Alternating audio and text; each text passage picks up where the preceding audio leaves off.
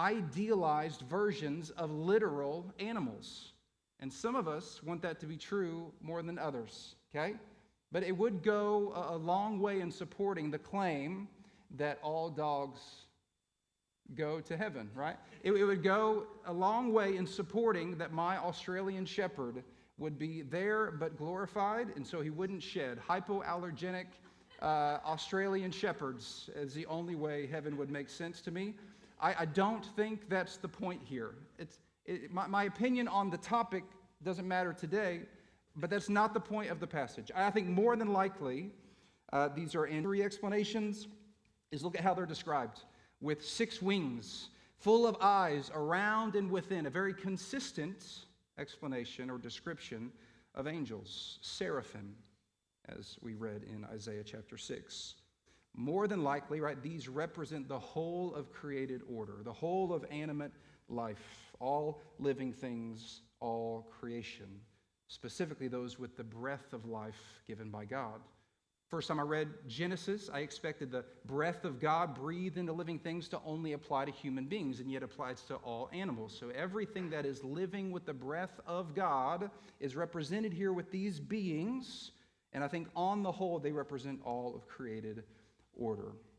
And you'll notice they have one job, just one job, to give God the recognition he deserves as holy. Look at verse 9.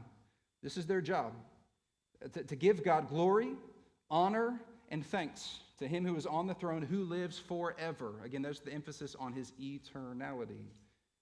To give glory, honor, and thanks to him. How do they do that? Look at verse 8. Back up a verse. Day and night, never ceasing to say. Again, this is what they were created for. They have one job, never ceasing to say, holy, holy, holy is the Lord God Almighty, who was and is to come. That in is to come piece could be a subtle but profound reference to the return of Christ that is still yet to be. Sort of response, this never ceasing, always saying, night and day, repeating, holy, holy, holy is the Lord God Almighty. This is what immediate proximity to the goodness, the beauty, and the power of God will do to you. You can't help but do this. Now, it doesn't mean that we learn how to play harps and be, in our swimwear on a cloud, playing a harp or playing an instrument or singing a worship song for eternity. Please do not have that view of heaven. Okay, that is not what God has in store for those made in his image, invited to rule and reign and live with him forever. C.S. Lewis probably said it best when he said that heaven, or eternity with God on the new earth, we'll get there, will be even more real than our world here.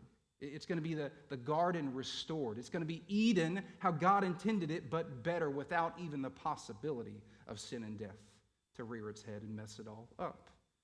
And yet here we have these created beings with the sole purpose of worshiping God in this way. They can't help but do this on repeat. There even demands this sort of attention, God does, this sort of worship from all creation, including us. It's almost like John here, the revelator,